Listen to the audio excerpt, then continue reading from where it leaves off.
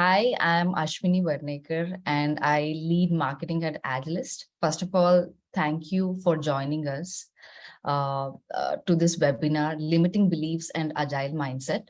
This will be our third webinar under Agilist Unlearning webinar series, where we want to challenge the norms of agility as we practice it today. In today's webinar, we are going to address or rather try to answer questions like, what are the common limiting beliefs holding us back at work and how to overcome them? Do limiting beliefs impact agility? And we'll address more questions around agile mindset. I hope you will all gain a lot of insights at the end of the webinar and apply few of the learnings in your professional world. So just a few things before we get started. All the webinar participant will be in listen-only mode throughout the session. And if you have any questions for Jessica regarding this session, please drop those into the chat. There will be a Q&A session anyways at the end of this. Without further ado, I'm excited to hear Vibhu introduce our speaker of the day. Over to you, Vibhu. Awesome. So I'm so excited. So Jess, thank you for joining today. So I met Jess many years ago as a customer, I think over the years. So at the time, I think she was a product manager at a healthcare company, and then worked with her in an engagement. And then since then, we have been in touch for just being in the local Agile community. And then what I recently again connected with her again in the last year, learned a lot more about her, which I'm sure she's going to introduce in her introduction. But one thing unique about her is she's a leadership coach for women leaders. This kind of an area that she focuses in as an Agile leader. And also I know that she's a big fan of horses and she has her own pet, which she's going to probably talk about. So welcome, Jess. And I'm excited that you're here and we are looking forward to listening to you. So off to you. Thank you for that awesome introduction. So I am Jessica Lindsey, and I'm really excited to be here to talk to you at this Agilists Unlearning webinar series. Our topic today is limiting beliefs and agile mindset. And I thought I would start off by introducing myself a little bit more and talking to you about my horses, like Vibhu mentioned. So what I do, I am a product manager. I am a United States Marine Corps veteran, and I am an entrepreneur. I run my own life coaching company, doing life, career, and confidence coaching. And I also, as far as who I am, I identify as an Agilist across the board. I think agile mindset is key in all areas of our life. And I really believe that life and career are blended and you really can't separate them completely. So I am a relationship-based leader, and I really believe in connecting with the people that I work with and creating meaningful relationships that stand the test of time. So I actually, I met Vibhu originally. So the very first time, I don't even know if he remembers, I was a student in his certified Scrum Master class. It was my very first exposure to Agile. And then he did such a great job that we hired him to come on as a consultant for a little while and help us in our transition. And I absolutely ended up being the product manager in IT infrastructure as a result of that transition. So I learned a lot. I am a lifelong learner, and I am so excited to share everything that I have learned with you today. I have a picture here. These are my two horses, Soldier and Remy. Soldier is on the left, Remy is on the right. They are both rescue horses. So I don't ride them. They're just pets for fun. Hang out with them a lot. So that is a little bit about me, and I think we're ready to get started. If you have any questions along the way, go ahead and drop them in the comments and we'll get to them at the end. So, okay, this is our agenda for the day. We are going to go over the agile mindset and a quick review of the manifesto. And then we'll talk about how our thoughts create our results We'll talk about a little bit about limiting beliefs and then how to change your thinking and what to do when you feel stuck. And then we will go over question and answers. And at the end, we do have a retrospective that we would love for you to participate in before we close. And I'm just going to take a quick sip of water here today. Okay. So the first question that I have for you guys this morning is, do you take the time to address the mindset of the individuals on your team and of your team as a whole and of yourself? And I ask this because I've observed being out in the workplace that we tend to, over time, start to define Agile by its methodologies, Scrum and Kanban and all of the different things. And we won't get into the specific methodologies today, but my point is that at its very core, Agile is a mindset. And I like to think of mindset as foundational. So mindset affects everything that we do, all the things that we think, feel, and do. And because of that, it directly affects our results. So I really think that it is worth addressing and taking the time to think about, have we addressed our own mindset, that of the individuals on our team, and that of the team as a whole? And if that's not something that you've done, it might be something that you would like to start thinking about. And that's exactly what we're going to talk about today.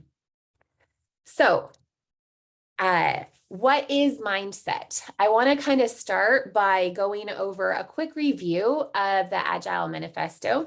So most of you are probably familiar with this, but if not, there is a link here in the slides. You can go to Scrum Alliance and read the entire thing. For our purposes today, we're going to go over the 4 values. There are 4 values and 12 principles. You can read the whole thing on the resource link here.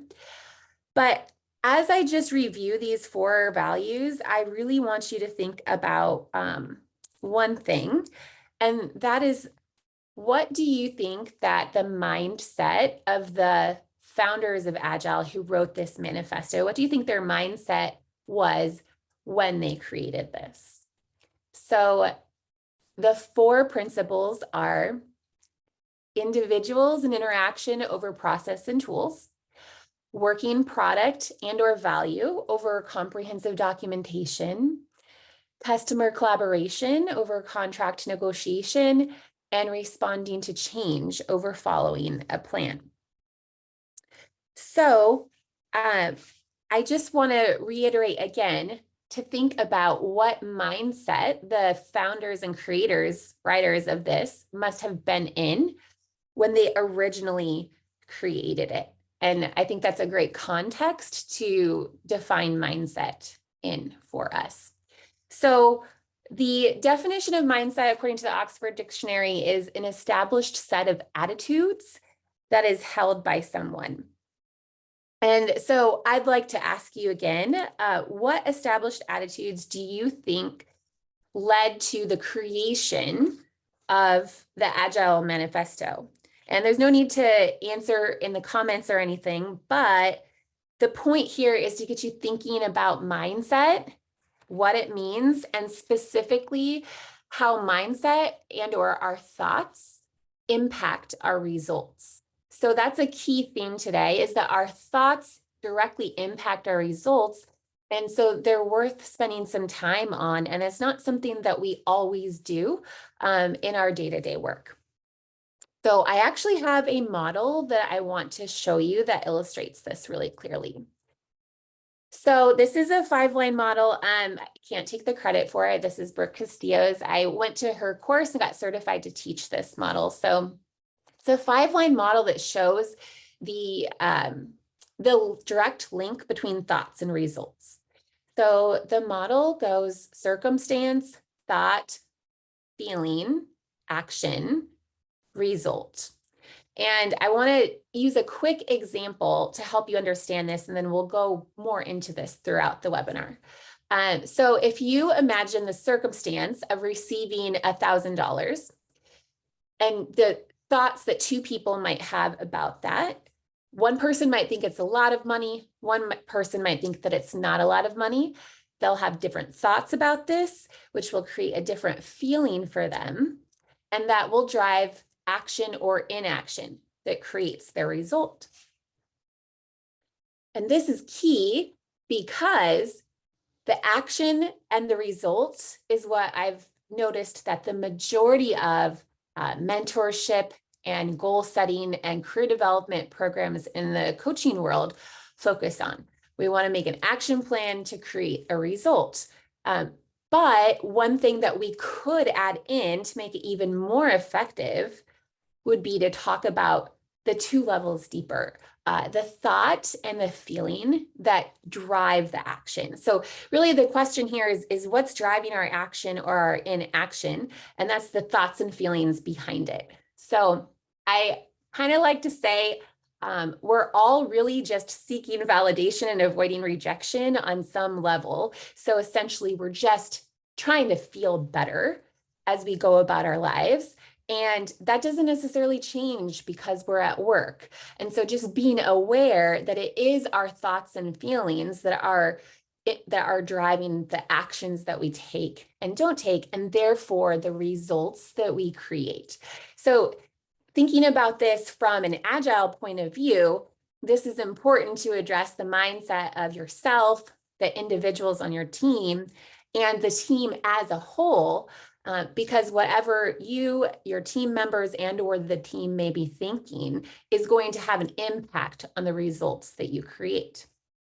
So this is an opportunity to think about the thoughts that are and the mindset behind the way that we operate. So the next thing that I want to talk to you about, since we've established that thoughts do have an impact and mindset does have an impact on our results, would be to talk about limiting beliefs. So before we even go into limiting beliefs in depth, I want to just bring up a couple examples to help illustrate how this might actually show up in the real world. So for example, not speaking up in a meeting when you really wanted to, not asking to work on that cool project that you really wanted to work on, or not pitching a new idea that you have. If any of those things have happened to you in the workplace, then you have experienced the impact of limiting beliefs. So the next thing we're going to talk about is what is a limiting belief? And if we don't like our limiting beliefs, what can we do to change them? And we're going to go through a couple exercises. So starting with the basic definition, the definition of limit according to Oxford is a point beyond which something may not extend or pass. And the definition of belief is an acceptance that a statement is true or that something exists. Then I added one thing here, and this is just Coach Jess has added in, this is not the definition, is that beliefs are thoughts you have repeated over and over until they have become a belief. And this is important because we were just talking about the impact thoughts have on our results, and they end up becoming a belief as we repeat them over and over to ourselves until we accept that they are true. And then we start to see them as truth, even if they may not be true, and they can, if they're not serving us, then they can turn into limiting beliefs. So a limiting belief is an acceptance that there is a point beyond which your expansion is not possible. So if you think about that person not speaking up in the meeting, not asking to work on the project they want to work on, or not pitching their idea, those are really good examples of that in action. And I'm sure we've all experienced that. I know I have. So I want to talk to you about some of the common limiting beliefs that I see. I primarily work with clients one-on-one, and I have seen a few themes across the board of these limiting beliefs come up in different phrases, but there's some version of them that comes up with almost every person that I work with. The first one is that there is a best or a right way. And of course, the antidote to this is thinking there is no one way to do things. But of course, if you believe that there is a best or a right way, then you are already limiting yourself from thinking outside of that one solution.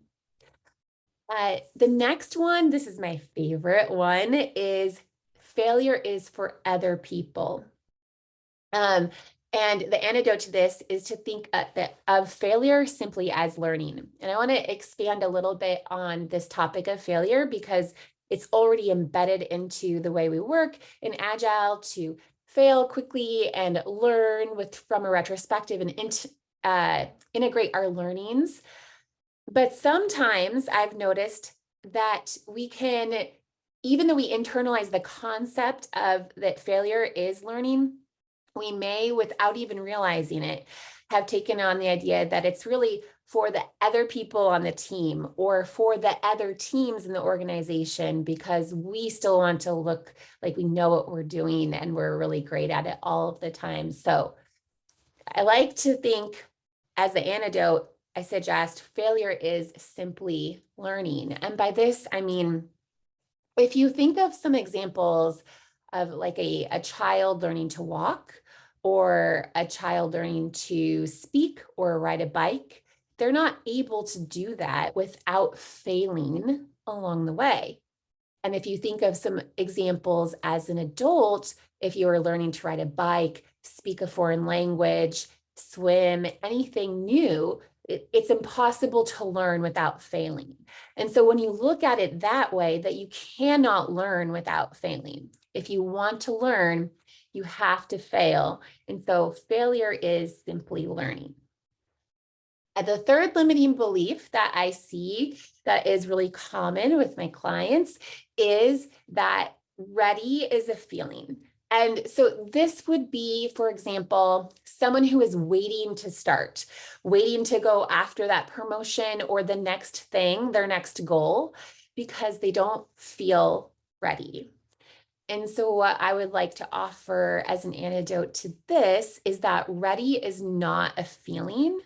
Ready is a decision. So when you decide that you're ready, you can move forward. But if you're waiting to feel ready, since your feelings are coming from the way that you're thinking, it may never happen for you. So ready is not a feeling, ready is a decision. Okay, so the next thing I want to do here is to give you some practical exercises that you can actually use. And the first thing I'm going to do is I know this slide may look a little bit overwhelming to you, but I'm going to walk you through it step by step and make it very clear. So one thing that you can do when you have a limiting belief, for example, the beliefs that we just talked about, let me just go back for one moment so you can see what they are. Say that you have the belief that there is a one best or one right way. You can then take this model and you can plug that in to the thought line and we'll fill out the rest of the model. And this will give you an awareness as to what you're thinking and feeling and how it's impacting your action or inaction and the result that you're creating. And then we will be able to also go through the same process with a model that where you input the result and outcome that you are looking to create. And it looks like this. So I'm going to go through the 5 lines of the model, and we will then go through some examples. So your thought line is one sentence. You want to keep this really specific. We have over 60,000 thoughts a day, and there is no way we can do this model for all of them. So this is really when you have something that you want to dig into and improve. And you can do this for yourself, and you could also do this for a team as well. So if you have like a team belief that you're really struggling to change. So in the thought line, you just want to pick one thought, one belief, one sentence. And we don't want a question to be there, because if we write the question, our brains will start to answer it, and everyone's brain might answer it differently. See, if there is a question there, you want to answer the question. So you have a sentence. And then you want to decide on a one-word emotion that comes up for you when you are thinking that thought. And then in the action line, this is where you get to fill out as much or as little as you want. So for example, if I'm thinking that there is only one way to do something, and that feeling that I get is stuck or stagnant, then what things am I doing when I feel, or not doing when I feel stuck, when I feel stagnant? Am I not taking the actions that I want to be taking? Am I spending a lot of time thinking instead of doing? Am I talking to others about it instead of taking action? And then the result or the outcome line, and this will be more clear on the next slide when I have some specific examples of these actually filled out for you. The outcome usually relates directly back to the thought, which is really insightful, and shows the direct link between the way that we think and the results that we create. Okay, so here is an example from one of my past models. And I use this example because I don't know, we may have some new Scrum Masters or product owners on this call, or maybe you are, at some point, you are going to change roles, go to a new company, be new in your role. And I feel like this is a model that you can relate to. So when I graduated life coach school, I had this thought: no one wants to coach with a baby coach. And it made me feel really inadequate. And the things that I did was I spent time thinking about why people would choose other more experienced coaches over me. And I did not go out and tell people that I was a coach and that I could help them. And as a result, I wasn't coaching anybody. And I wanted to change that. So what I did was write myself a future model. This is what I wanted to think. My coaching is valuable. The result I wanted to create was coaching clients. And so I actually came up with this, my coaching is valuable, by filling in the model backwards. The result I wanted to change was going from coaching nobody to coaching clients. And in order to do that, I knew I needed to go out and tell people that I was a coach, tell people that I could help them, make offers to help them. And I needed to feel confident in order to do that. So the thought that I was working on believing at the time was my coaching is valuable. And if any of you have ever used affirmations and not had success with them, one of the, this next part is for you. So if I were to start to tell myself my coaching is valuable, and it wasn't helping me believe it, when you repeat something to yourself that you don't believe, it's not actually going to help move you forward. And so what you can do instead is to come up with a bridge thought. So my bridge thought in this example was, I get better with every client. And what I mean by a bridge thought is, it is close enough to where you are at in the moment that you do believe it. So even though I was a brand new coach, even though I didn't think anyone would want to coach with a baby coach, that was what I really believed, I also could completely see I get better with every client. And that thought was more neutral and closer to believing my coaching is valuable. So instead of trying to force myself to believe that my coaching is valuable, I focused on I get better with every client. Now, this actually made me go out and work with people, and it eventually got me to my coaching is valuable. So I know you guys probably have some questions about the model, and we have plenty of time for Q&A coming up here. But this is the process that I use to change limiting beliefs. So you can use this process when you're coming up against something personally or professionally as an individual, and also in the professional world with a team. And sometimes you may actually need more than one bridge thought. So I just want to mention that as well. If the two are so far apart that one bridge thought is not enough, you may need 1, 5, or 10 of them. And I will actually use an example from when I was going through the Agile transformation in my infrastructure team. The organization was pretty slow to change, and a lot of people were very skeptical about changing the way that we worked. But what we did all agree on was that the current process wasn't working, and they were not ready to embrace the idea that something different could work for them. But they were able to just start with acknowledging that it's possible that there could be a better way to do this. And then we moved from there, if that makes any sense. So I want to also then give you, hold on, I think I skipped a slide here. I guess not. Okay, so the next thing I want to talk to you about is a specific example working with a one-on-one client. And I want to give you an additional exercise. And this next one, I think I say that a lot of things are my favorite, but this next exercise is absolutely one of my favorite things to do, both with clients and with teams. So here is the example. So my client, we will call her Jean. She is an IT manager, and she had a goal of becoming a director. She had not shared this goal with her manager yet. Her manager had recently given her a blank career development plan. She didn't know what to write. She felt stuck, so she brought it to a one-on-one coaching session. And what I want to do is walk through with all of you the exercise that Jane and I walked through together.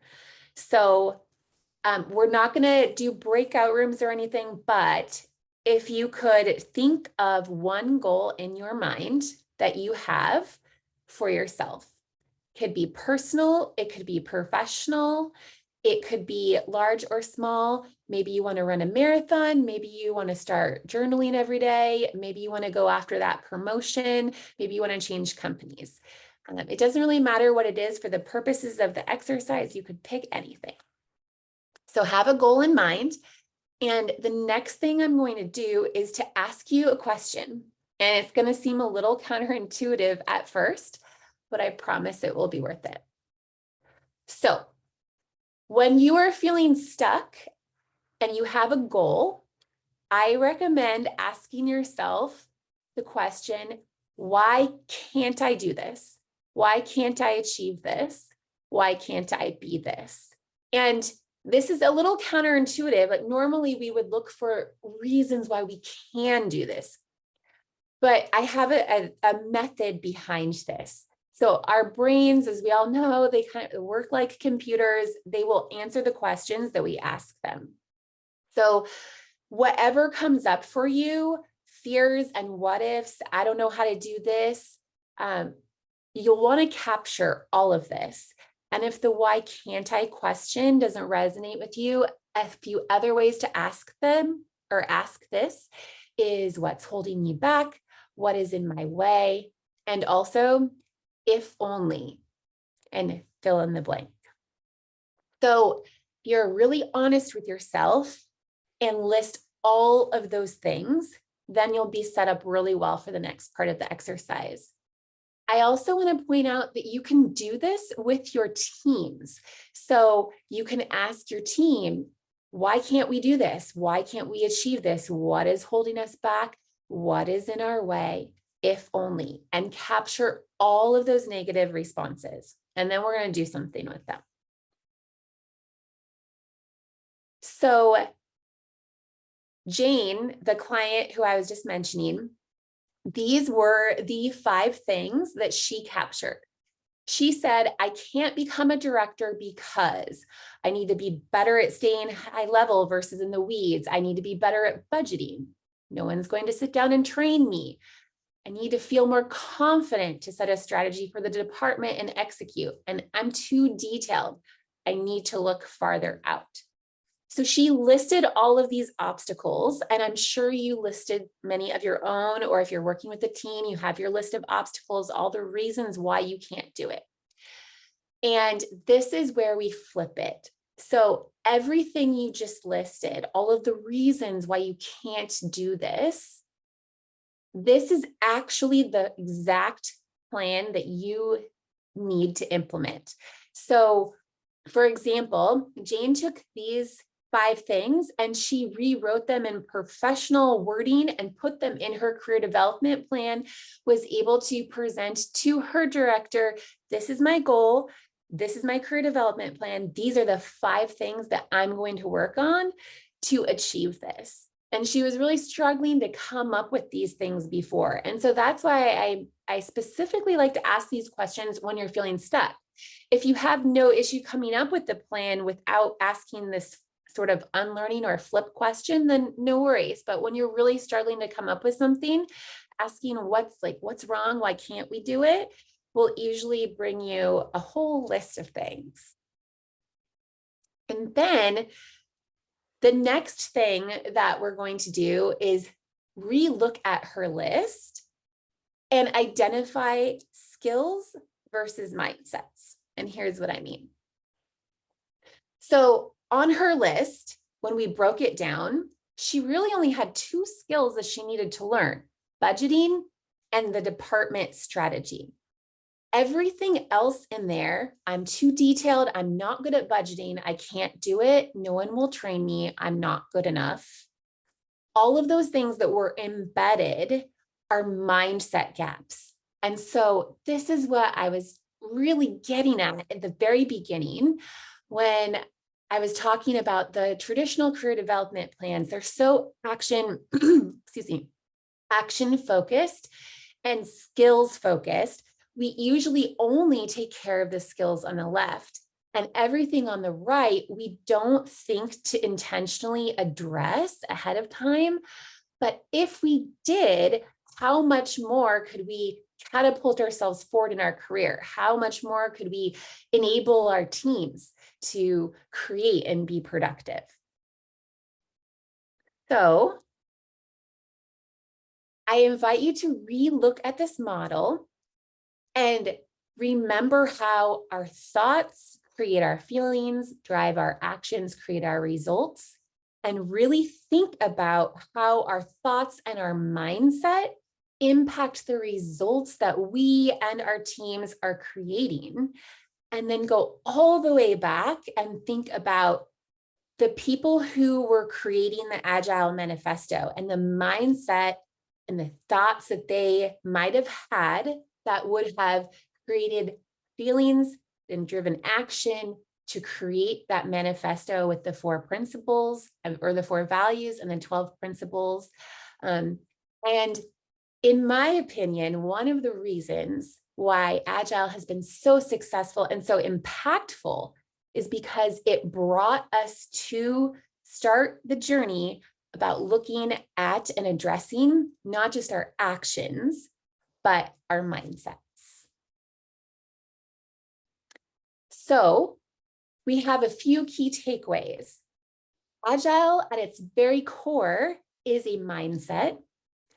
Your thoughts translate directly into your results. And so addressing your limiting beliefs is key to moving forward. And when you want to change your results, look to change your thinking. Okay. Now it's time for question and answer. I know I saw a few things in the chat. Let me just look here. Okay. So it looks like we have people joining from Olympia in Southern California and Arizona. Awesome. Okay. So I actually don't see any questions Thank you, Mark. You said good examples of the fixed mindset limitations versus the growth mindset effort. Yes, I love growth mindset. It's amazing. So just I have a question. Can I ask? Yeah, of course. So thank you for saying. So one of the things I was writing down, right? Like, for example, I'm trying to launch this 2-3 workshops for so many months, So do these things apply for like career kind of things, or let's say I'm doing a specific activity, like running a marathon or whatever, right? So can we apply this for individual goals, or is it more for like general career goals, this technique? You can apply this for anything. If you want, we could go through a specific example, but in general, absolutely, yes. So you really just want to start with two ways. If you are stuck thinking a certain thing, I would start with the model, start with the thought line, go through, fill it out for where you are currently, and then fill out where you want to be and identify a bridge thought that will help unblock you and move you forward. If you feel stuck, like the model's too much, then I would go with simply asking yourself, why can't I do it? And listing out all of the reasons and then dividing them out between, is this something like a skill that I can learn, or is this a mindset thing? And then you can go from there. Does that answer your question at all? It does, yeah. Thank you. Okay, awesome. Thank you for the question. First of all, thank you, Jess, for such an insightful session. I think now that we all have figured out the thought model to address our limiting beliefs, I hope we all got some confidence in translating our thoughts into actual results. A little about Agilist. So Agilist is founded by Vibhu Srinivasan during the COVID days in 2020. And we offer certification programs such as Certified Scrum Master and Certified Product Owner. If you want to know more about our Agilist services, you can always visit agilist.co.